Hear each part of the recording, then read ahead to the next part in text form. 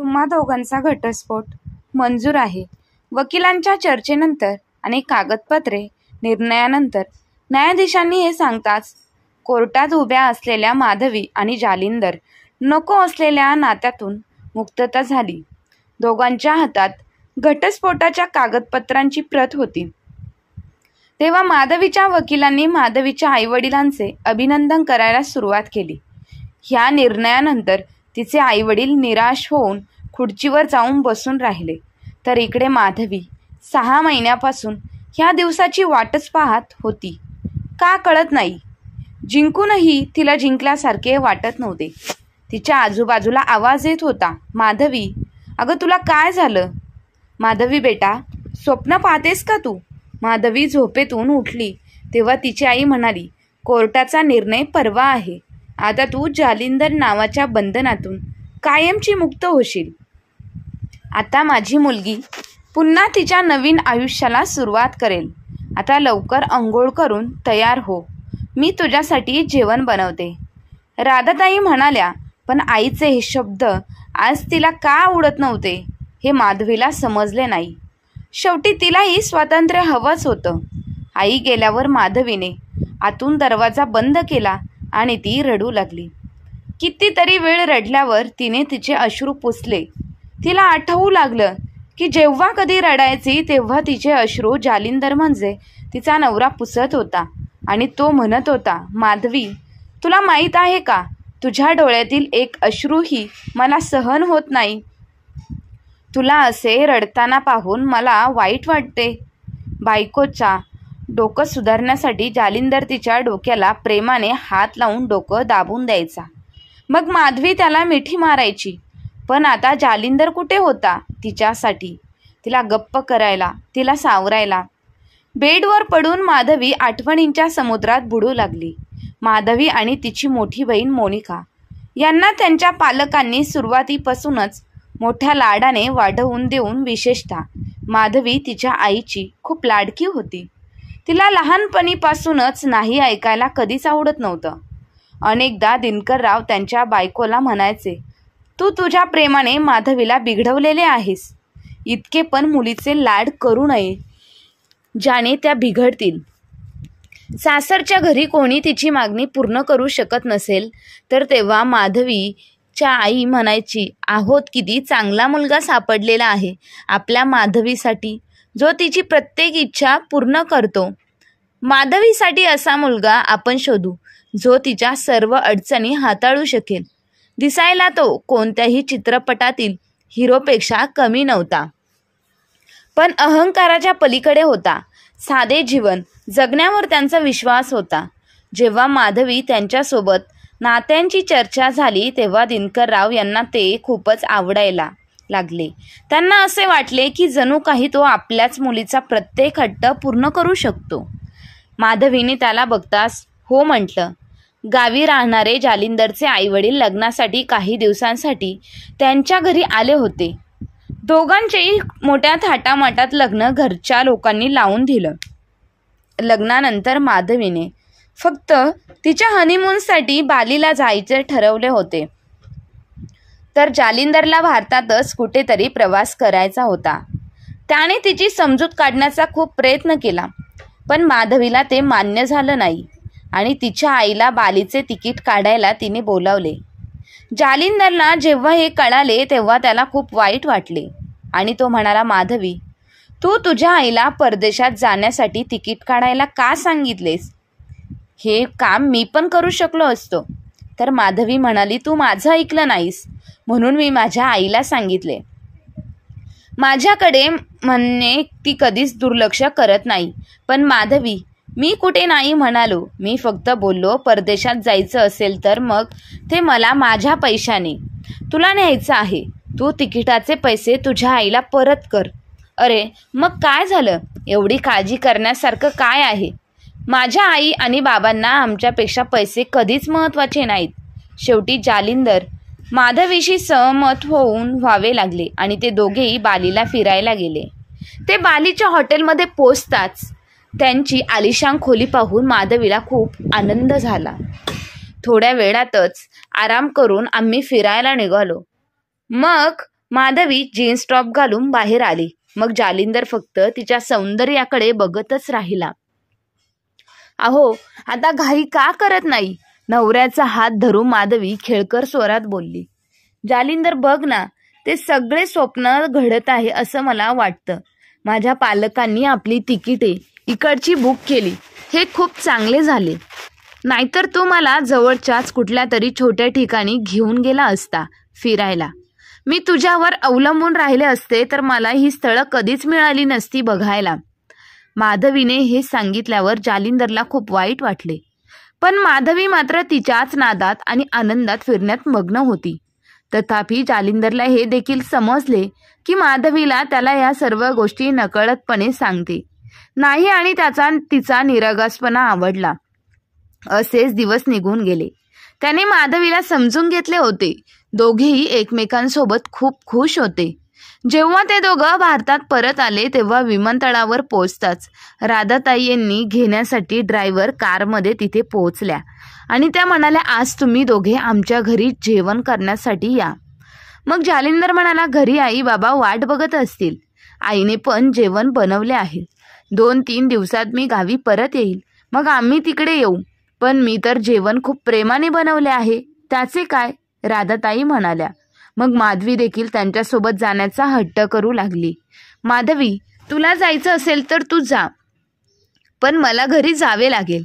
मला सकाळी लवकर ऑफिसला निघायचं आहे.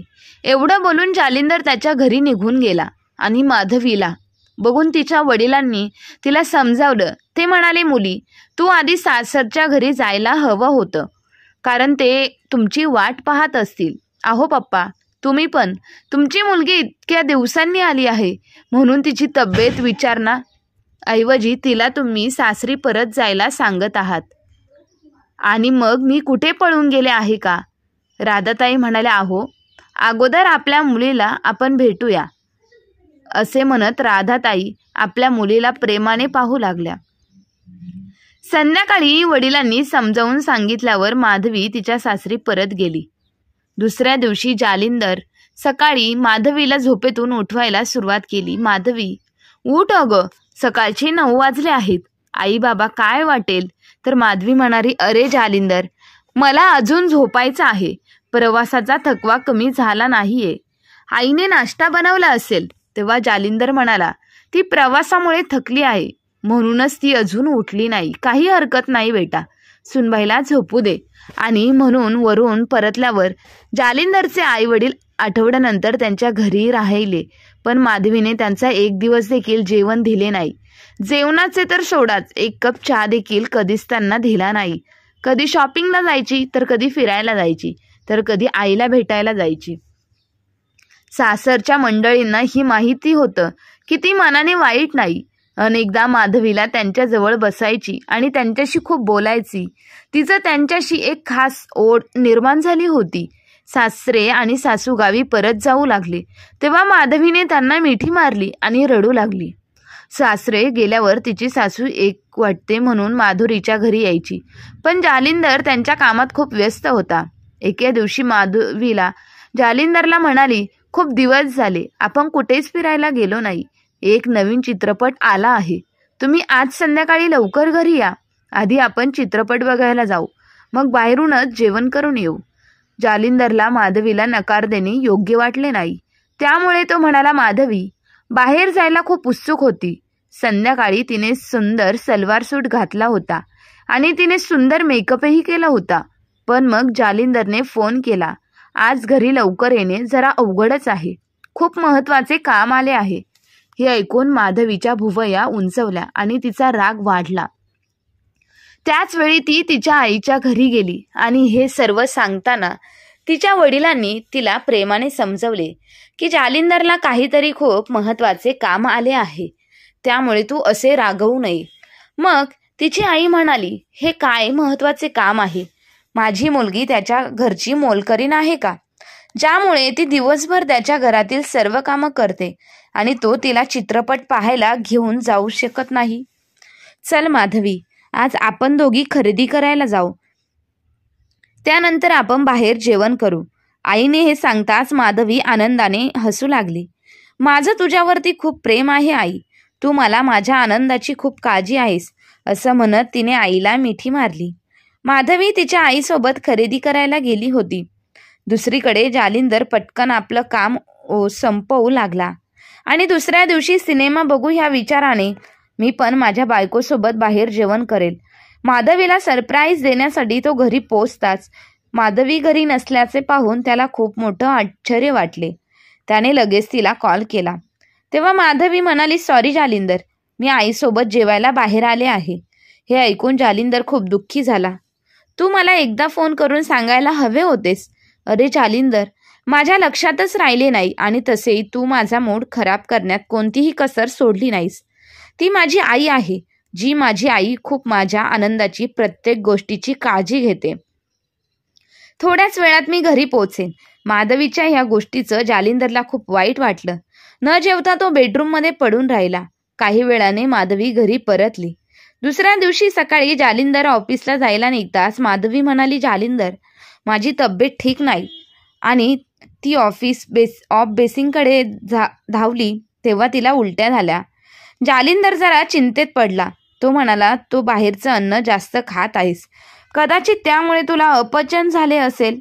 मी नंतर ऑफिसला जाईन, आधी तुला डॉक्टरकडे घेऊन जातो. जालिंदरने ऑफिसमध्ये फोन करून सांगितले. त्याला यायला थोडा उशीर होईल आणि माधवीला तो डॉक्टरकडे घेऊन गेला. काही वेळाने जालिंदरला डॉक्टरांनी कॅबिनमध्ये बोलवलं. जालिंदर घाबरला. तो सर्व ठीक आहे ना? डॉक्टर जालिंदरने हे विचारताच डॉक्टर हसले आणि म्हणाले, अहो, काळजी करण्यासारखे काहीच नाही. आनंदाची गोष्ट आहे. तुमची बायको आई होणार आहे, तुम्ही बाबा होणार आहेत. हे ऐकून जालिंदरच्या आनंदाला पारावारा उरला नाही. पण माधवी काळजीत पडली. दोघेही गाडीत बसून घरी पोहोचले तेव्हा माधवी म्हणाली, जालिंदर, मला आत्ताच मूल नको आहे. तिचे ते बोलणे ऐकून जालिंदर आश्चर्यचकित झाला आणि मग तो तिला प्रेमाने समजवत म्हणाला, माधवी, तू असं का बोलत आहेस? पण जेव्हा आपलं मूल ह्या जगात येईल तेव्हा सर्वात जास्त तूच त्याच्यावरती प्रेम करशील. तो किंवा ती आल्यावर तू मलाही विसरून जाशील. जालिंदरच्या स्पष्टीकरणानंतर माधवीच्या चेहऱ्यावर हलकेसे हसू उमटले आणि नवऱ्याच्या खांद्यावर डोकं ठेवून ती काही वेळ अशीच बसून राहिली. जेव्हापासून जालिंदरलाही आनंदाची बातमी मिळाली तेव्हापासून त्यांनी माधवीला कोणत्याही ताणतणावाचा सामना करावा लागू नये यासाठी सर्वतोपरी प्रयत्न केले. तिला दिलासा देण्यासाठी जालिंदरने पूर्णपणे घरात मोलकरीण ठेवली. फक्त 1 आठवडा झाला होता तेव्हा माधवीला तिच्या एका मैत्रिणीचा फोन आला. काही वेळ गप्पा मारल्यावर माधवीने तिला सांगितले की ती आई होणार आहे. हे ऐकून तिची मैत्रीण आश्चर्याने म्हणाली, माधवी, तू काय बोलत आहेस? असा मूर्खपणा तू कसं काय करू शकतेस? तुझं उत्तराचं लग्न आत्ताच झालं आहे. तुझं आयुष्य एन्जॉय करायची वेळ आली आणि तू तुझ्या सगळ्या त्रासात अडकली आहेस. एकदा का तुझं मूल ह्या जगात आलं की तुझं सर्व स्वातंत्र्य संपून जाईल. मैत्रिणीचे बोलणे ऐकून माधवी म्हणाली, अगं वर्षा, तुला काय सांगू, मलाही आता या सगळ्यात अडकायचं नव्हतं, पण आता मी काय करू हे समजण्यात समर्थ आहे. हे ऐकून जालिंदरला इतका खुश झाला की मी तुला काय सांगू, मी कोणत्या शब्दात सांगू काय झालंय. त्या माणसाचं स्त्रीच्या जीवनात फरक पडतो. संपूर्ण शरीराचे संतुलन बिघडते. अजून उशीर झाला नाही. आत्ता तरी तुला ह्या त्रासातून सुटका मिळेल. फोन ठेवल्यावर माधवी विचारात गळून गेली. ती कधी जालिंदरच्या सुखाचा विचार करू लागली तर कधी तिच्या स्वातंत्र्याच्या आयुष्याचा विचार करू लागली. बराच वेळ विचार करूनही शेवटी ती एका निर्णयावरती पोहोचली आणि तिने तिच्या आईला फोन करून सर्व काही सांगितले. तिने एक गोष्ट स्पष्ट केली की तिला हे मूल नको आहे. त्यामुळे तिच्या आईनेही तिला पाठिंबा दिला आणि सांगितले, जे तुला आनंद देईल तेच तू कर. तुझ्या प्रत्येक निर्णयात मी तुझ्या सोबत आहे. संध्याकाळी जालिंदर घरी परतला तेव्हा माधवी म्हणाली, जालिंदर. माधवीचे म्हणणे ऐकून जालिंदर आश्चर्याने तिच्याकडे पाहू लागला. माधवी, हा काय निर्णय आहे? मला आत्ताच मूल नको. जालिंदरला असे वाटले की त्याच्या कानात कोणीतरी गरम तेल ओतले आहे. अगं माधवी, आई म्हणजे प्रेमाचे मूर्तिमंत रूप आहे. तुझी आई इतकी कठोर झाली आहे, ज्यात तुझ्याच पोटातील छोट्याशा जीवाचा गळा दाबायला निघालेली आहे. मग जालिंदरने रागावर नियंत्रण ठेवत तिला प्रेमाने समजवले, हे बघ माधवी, ह्या मुलाची संपूर्ण जबाबदारी तुझी एकटीची नसेल. तर रात्री उठला की मीही उठून त्याची काळजी घेईन. जर त्याचे कपडे खराब झाले तर मी त्याचं डायपरही बदलून देईल. भूक लागली तर मी त्याला दुधाची बाटली पण तयार करून देईल. तुझ्या एकट्यावरती कोणतीही जबाबदारी पडणार नाही. प्रत्येक गोष्टीत मी तुझ्यासोबत असेल. चल जालिंदर, मला इमोशनली ब्लॅकमेल करायची काहीच गरज नाही. मी आधीच डॉक्टरांशी याबद्दल बोललेले आहे. उद्या आपण डॉक्टरांकडे जाऊ ह्या बाळाच्या सुटकेसाठी. मग जालिंदर ओरडला जोरात, तू विचारही कसा करू शकतेस? मी तुला ह्या कामामध्ये साथ देणार नाही. तेव्हा माधवी म्हणाली, जालिंदर, मला तुला सांगायचं होतं म्हणून मी सांगितलं आहे. आता तू माझ्यासोबत ये किंवा येऊ नकोस, ती तुझी मर्जी. मी माझ्या पोटातील मुलाला ठेवायचे की नाही हे ठरवण्याचा पूर्ण अधिकार कायद्याने मला दिला आहे. मग जालिंदर रागाने थरथरत म्हणायला, माधवी, माझा या मुलावर तेवढाच अधिकार आहे जेवढा तुझा आहे. मग तू एकटी कसं काय सर्व ठरवू शकते? मला आता कोणत्याही वादात पडायचे नाही. मी जे ठरवलं आहे तेच केलं. असं म्हणून माधवी झोपी गेली. पण जालिंदरच्या डोळ्यातून पूर्णपणे झोप उडाली होती. त्याने ती रात्र मोठ्या कष्टाने काढली आणि दुसऱ्या दिवशी सकाळी त्याने माधवीच्या घरी फोन केला. त्याच वेळी माधवीचे वडील घरी होते. त्यांनी फोन उचलला तेव्हा जालिंदरने त्यांना माधवी आई होणार आहे हे सांगितले. ते म्हणाले, अहो जावई बापू, ही तर खूप आनंदाची गोष्ट आहे. तेव्हा जालिंदर म्हणाला, तिला ह्या मुलाला जगात आणायचेच नाही.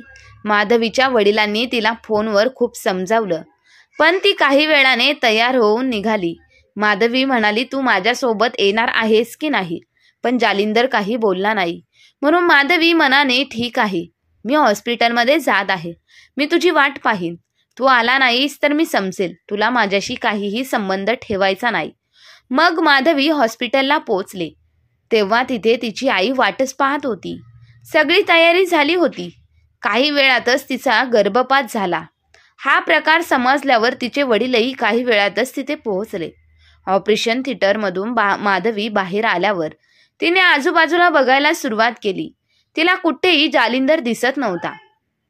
तिने त्याला फोन करण्याचा खूप प्रयत्न केला, पण त्याने फोन उचलला नाही. का एवढा राग? यामुळे तो माझ्याशी फोनवरही बोलत नाही. तेव्हा तिथे वडील म्हणाले, तू हे काय केलंस? तुझ्या जागी अजून कोणी असती तर तिच्याशी बोलणं सोड, मी तिच्याशी नातं सुद्धा तोडलं असतं. खरं सांगू, आज मला माझ्या संगोपनाची संस्कारांची खूप लाज वाटते. एवढं बोलून ते खोलीत निघून गेले. मग माधवीने जालिंदरला पुन्हा फोन केला. अनेक वेळा फोन केल्यावर त्याने फोन उचलला आणि म्हणाला, आता काय बोलायचं बाकी आहे? मला सांग की आपलं प्रेमाचं प्रतीक ह्या जगात येण्याआधीच तू उद्ध्वस्त केलं आहेस. एक प्रकारे ते चांगलंच होतं, कारण तू आई होण्यासाठी योग्य स्त्री नाहीस. तुला काय माहिती आईचं प्रेम काय असतं? हे ऐकून माधवी हळू स्वरात म्हणाली, जालिंदर, कधी येणार आहेस मला घ्यायला? आपण एकत्र बसून आपले मतभेद मिटूया.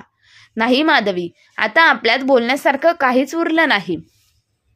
तुला जेव्हा यायचं असेल तेव्हा ये, पण मी तुला घ्यायला कधीच येणार नाही. असं बोलून जालिंदरने फोन ठेवला. आणि माझा विचारलेही कारण, आपली प्रत्येक मागणी पूर्ण करणारा आपला नवरा इतका कठोर कसा झाला हे तिला समजलेच नव्हते. तेवढ्यात तिची आई खोलीत आली. तिला असे रडताना पाहून म्हणाली, काय झालं माझ्या बाळाला? अशी का रडतेस? आई, जालिंदर माझ्यावर खूप रागवला आहे. ते म्हणतात की आता ते मला घ्यायला कधीच येणार नाही. मी एवढा मोठा गुन्हा केला आहेस का ग आई? असे म्हणत तिने आईला मिठी मारली आणि मोठमोठ्याने रडू लागली. मग तिची आई तिचे अश्रू पुसत म्हणाली, तू दोषी आहेस. असे कोण म्हणाले? तू काहीही चूक केलेली नाहीस. मी सदैव तुझ्यासोबत आहे. आईचे हे बोलणे ऐकून माधवीला पूर्ण विश्वास बसला की तिने जो निर्णय घेतला आहे तो योग्यच घेतला आहे. जालिंदर नुसताच लहान गोष्टींचा डोंगर बनवत आहे. माधवी तिच्या आईसोबत तिच्या आई वडिलांच्या घरी आली होती. आई वडिलांच्या घरी राहत असताना ती प्रत्येक क्षणाला तिच्या नवऱ्याची येण्याची वाट पाहत होती. पण ना जालिंदर तिला घ्यायला आला, ना त्याने तिला कधी फोन केला, नाही एखादा मेसेज केला. जसे जसे दिवस जात होते माधवीची अवस्था वाढत होती. मोबाईलमध्ये माधवी जालिंदर सोबतचा स्वतःचा फोटो पाहून तिला रडू येत होते. तेवढ्यात तिचे वडील तिच्याकडे आले आणि म्हणाले, मुली, मला माहिती आहे की तू जालिंदरवरती खूप प्रेम करतेस. त्याच्याशिवाय प्रत्येक क्षण घालवणे तुला खूप अवघड आहे. मग त्याला फोन का नाही करत तू? जर तू एक पाऊल पुढे टाकले तर मला खात्री आहे की तो तुझ्यासाठी 2 पावले नक्कीच पुढे टाकेल. का पप्पा, मी काय एक पाऊल पुढे टाकू? शेवटी मी असा काय गुन्हा केला आहे? माधवीने रागाने बोलली तेव्हा तिचे वडील म्हणाले, जेव्हा तुला तुझा हट्ट सोडायचा नाही तर मग दिवसभर खोलीत स्वतःला कोंडून का रडतेस? हे ऐकून माधवी म्हणाली, तुम्ही कसे बाप आहात? माझी अडचण सुद्धा तुम्हाला दिसत नाही. तुम्ही तर नेहमीच मला दोष देत राहिले. तू बरोबर बोलत आहेस मुली. मी असा कसा बाप आहे जो माझ्या मुलीला काय बरोबर आणि काय चूक हे देखील समजावून सांगू शकलो नाही. आणि तसेच तुला काय माहिती आहे, पालकांसाठी आपले मूल म्हणजे काय असते? तू तुझ्या होणाऱ्या मुलाचा अपमान केला असे बोलून तिचे वडील गप्प झाले. आणि वडिलांचे बोलणे ऐकून माधवीला तिच्या चेहऱ्यावर कोणीतरी जोरात चापट मारल्यासारखे वाटले. दिनकर रावांना माहीत होते की त्यांचा जावई खूप हुशार आहे.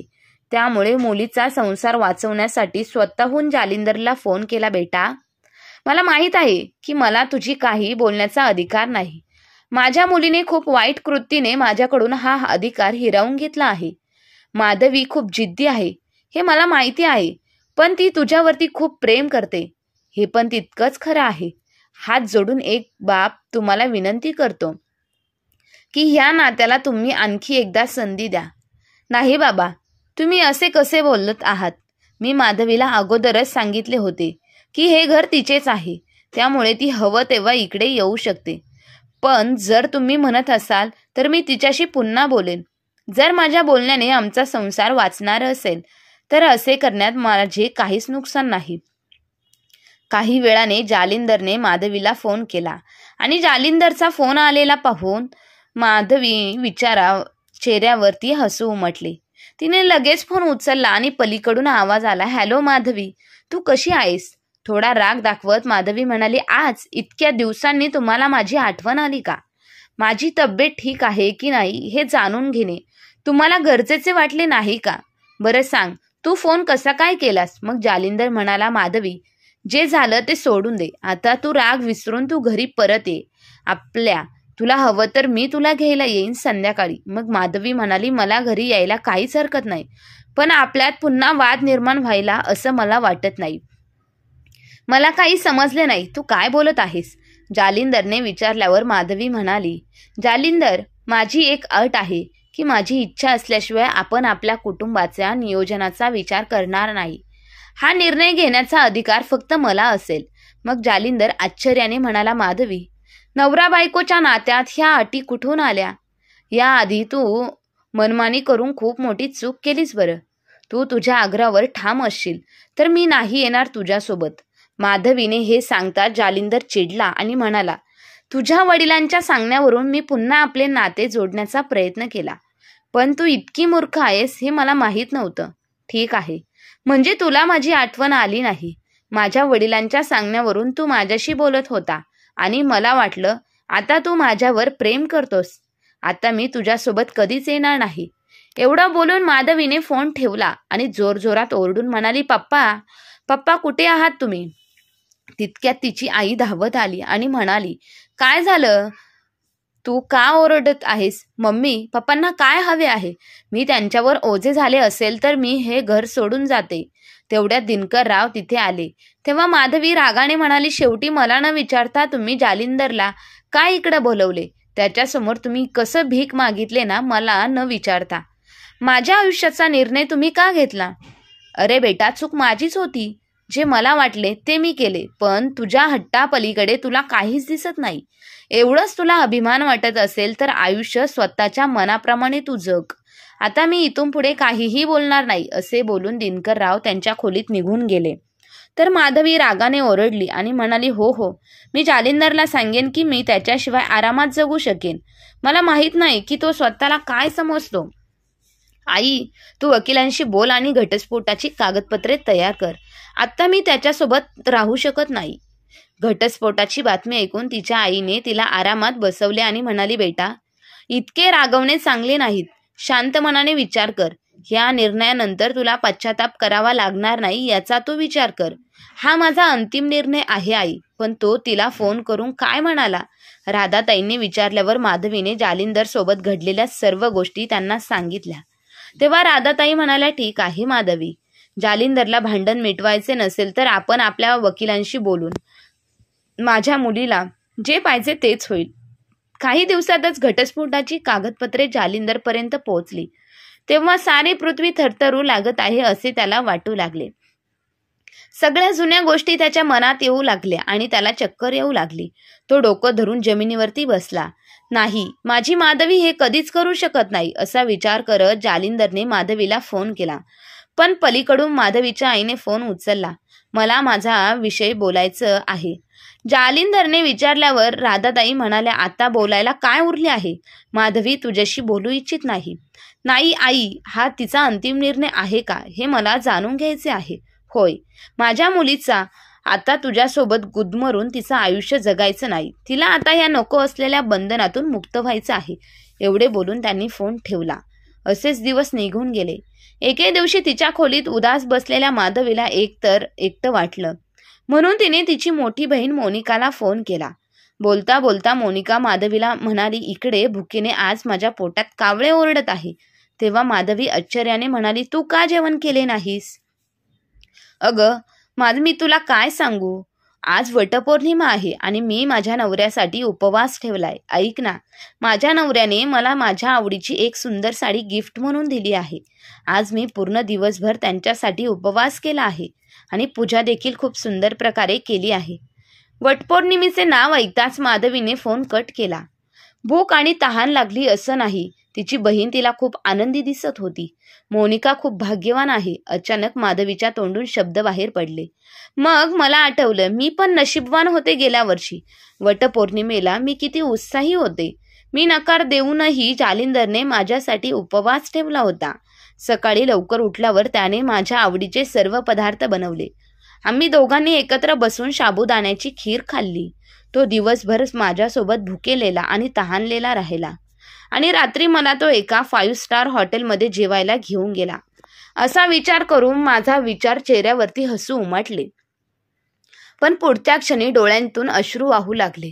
कुठेतरी तिच्या हृदयाच्या कोपऱ्यात तिला तिची चूक कळत होती.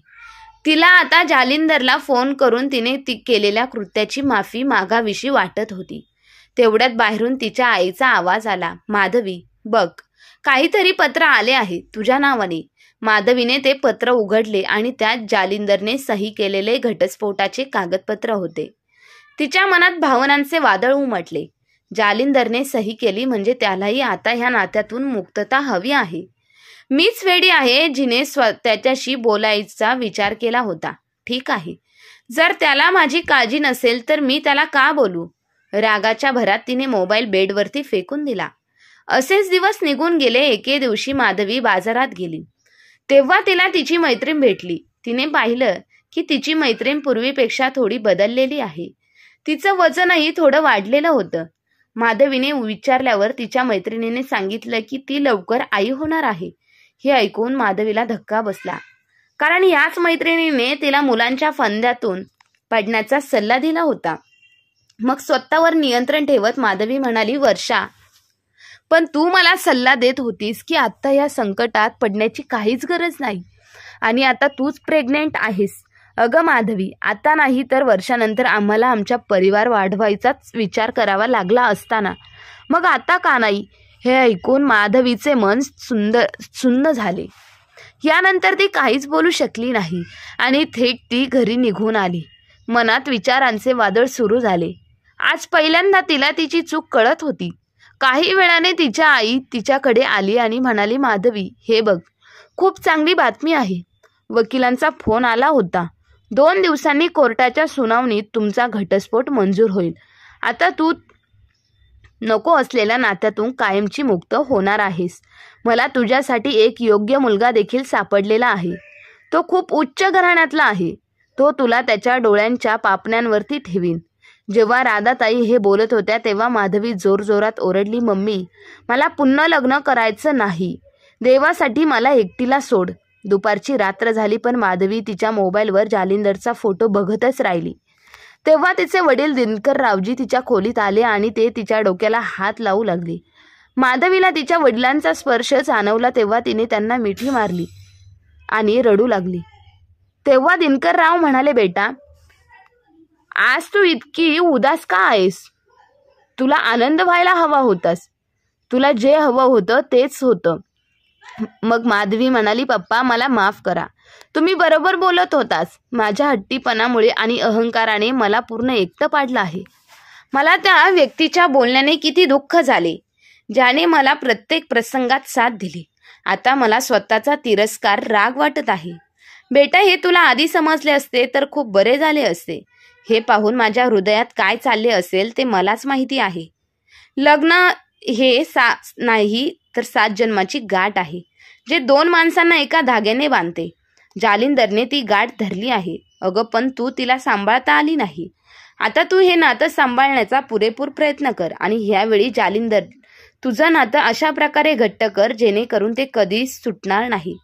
वडिलांचे बोलणे माधवीला समजले. तिने लगेच जालिंदरला फोन केला, पण त्याचा फोनही रिंग जात होती, परंतु कोणीच फोन उचलला नाही.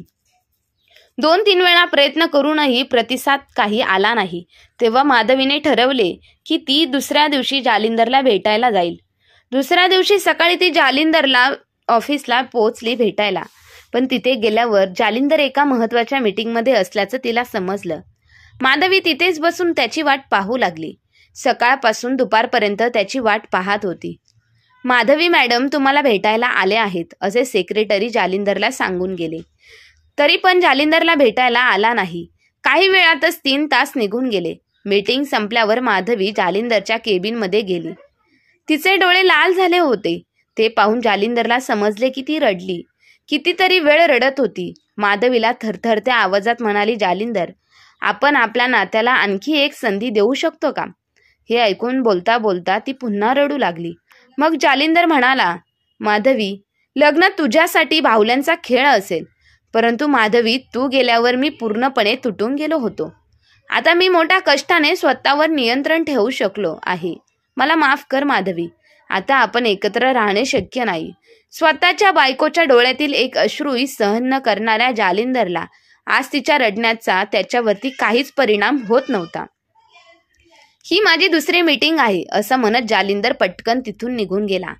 माधवी त्याच्या वागण्याने थक्क झाली होती. पत्नी माधवीचा कोमजलेला चेहरा पुन्हा पुन्हा जालिंदरच्या डोळ्यासमोर येत होता. शेवटी तो इतक्याही दगडाच्या हृदयाचा कसा झाला. स्वतःला शांत करून त्याने माधवीच्या वडिलांना, दिनकरराव यांना फोन केला आणि त्यांना विचारले, का बाबा, तुम्ही मला असं का करायला सांगितलं? मी माझ्या माधवीला खूप दुखावले आहे. आज मला तिच्या डोळ्यात पश्चाताप स्पष्ट दिसत होता. तेव्हा दिनकरराव म्हणाले, बेटा, मला माहीत आहे की तिला तिच्या कृत्याचा पश्चाताप होतोय, पण तिने तिच्या नातेसंबंधांना महत्त्व द्यावे असे मला वाटते. मी जर तिचा बाप आहे तर तू पण माझा मुलगा आहेस आणि मला तुला पुन्हा असे तुटलेले पाहायचे नाही. तिला सर्व काही सहज मिळाले तर त्याला त्याची किंमत कळणार नाही. मी तुम्हाला वचन देतो की आता तुमच्याकडे परत येणाऱ्या माधवीला नातेसंबंधांना किंमत कशी द्यावी हेच कळेल. कदाचित माधवी आता घरी आली असेल. मी फोन ठेवतो. नंतर राधाताईजी म्हणाल्या, काय झालं माधवी, तू का रडत आहेस? तेव्हा माधवी म्हणाली, आई, जालिंदरने मला माफ केले नाही. सगळं संपलं ग आई. ठीक आहे, तर तू त्या जालिंदरला भेटायला गेली होतीस तर त्याने माझ्या मुलीला पुन्हा दुखावले. तू काळजी करू नकोस बेटा. उद्या तुझी त्या पाषाण हृदयाच्या माणसापासून कायमची सुटका होईल. आता मात्र दिनकरराव यांचा संबंध संयम तुटला होता. ते रागाच्या भरात म्हणाले, तू कसली आई आहेस? तू माझ्या मुलीला खूप फसवले आहेस. मला आश्चर्य वाटते, तू स्वतःला तिची आई का म्हणून घेतेस? अगं, एक आई आपल्या मुलीला कुटुंबात राहायला शिकवते आणि तू तर तिचं आयुष्य उद्ध्वस्त करायला निघाली आहेत. दिनकरराव कडक आवाजात म्हणाले. त्यामुळे राधाताई आश्चर्यचकित झाल्या. तेव्हा माधवी म्हणाली, हो आई, पप्पा एकदम बरोबर बोलत आहे. यात जालिंदरचा काहीच दोष नाही. मी चुकीचे आहे. मला त्याच्या प्रेमाची कदर नव्हती. त्याने मला नेहमीच साथ दिली, माझा कायम सन्मान केला, प्रेम केलं, मला नेहमी त्याने मनात ठेवलं, पण मी काय केलं? जर मी योग्य निर्णय घेतला असता तर आज मी त्याच्यासोबत आनंदाने आयुष्य जगत असते. पण आई, मला आश्चर्य वाटते की जर मी योग्य मार्गापासून भरकटले होते तर तू मला योग्य मार्ग दाखवायला हवा होतास. माझ्या प्रत्येक चुकीच्या निर्णयाला तू योग्य ठरवत राहिलीस. माधवी आज बोलत राहिली आणि तिची आई अपराध्यासारखे डोळे मिटून सर्व काही ऐकत राहिली. तेव्हा माधवी म्हणाली, पप्पा, आता आज मी ठरवलेलं आहे. खरं तर मी आता माझ्या नवऱ्याच्या घरी जात आहे. मला त्याच्या पाया पडून त्याची माफी मागावी लागेल आणि तसं करायला मी तयार आहे. पण आता मी त्याच्यापासून दूर नाही राहू शकत. असे म्हणत माधवी दाराची चौकट ओलांडून स्वतःच्या घरी जाण्यासाठी निघून गेली. थोड्याच वेळात राधाताई यांचा फोन वाजला. त्यांनी फोन उचलला तेव्हा त्यांची मोठी मुलगी मोनिका म्हणाली, मम्मी, पुरे झालं. काय झालं मुली? काय हे प्रकरण आहे? तेव्हा राधाताई म्हणाल्या, तेवढ्यात पलीकडून आवाज आला, मम्मी, मी ह्या माणसासोबत अजिबात राहू शकत नाही. त्याला स्वतःबद्दल काय वाटतं माहीत नाही. आता खूप झाले. मी आता तुमच्याकडे येत आहे. हे ऐकून राधाताई रागाने म्हणाल्या, खबरदार, तू जर नवऱ्याशी भांडून इथे आलीस तर तुझ्या नवऱ्याची तू माफी माग. जावई बापूंना मी चांगलं ओळखते. ते इतके वाईट नाहीत. आता राधाताई यांचे एका मुलीने डोळे उघडले होते. जर त्यांनी अगोदरच माधवीला तिच्या चुकीच्या वागण्याचं खतपाणी घातले नसते तर आज ही वेळ तिच्यावरती आली नसती. आता दिनकरराव यांच्या सांगण्यानुसार जालिंदरने देखील त्याच्या बायकोला माफ केले होते आणि माधवी आता जालिंदर सोबत सुखाने संसार करत होती. आज माधवी आणि मोनिका आपल्या घरी सुखाने नांदत होत्या. दिनकरराव त्यांच्या मुलीचं घर परत बसवले होते. प्रत्येक घरात त्यांच्यासारखे वडील असले तर कोणत्याच मुलीचे घटस्फोट होणार नाही. तर मग मित्र आणि मैत्रिणींनो, तुम्हाला माधवीची आई जे काही आपल्या मुलीला शिकवत होती आणि तिच्या प्रत्येक चुकीवरती पांघरून घालत होती, याबद्दल तुमचं काय मत आहे हे कमेंट करून नक्की कळवा आणि आपल्या चॅनलला लाईक, शेअर, सबस्क्राईब नक्की करा. धन्यवाद.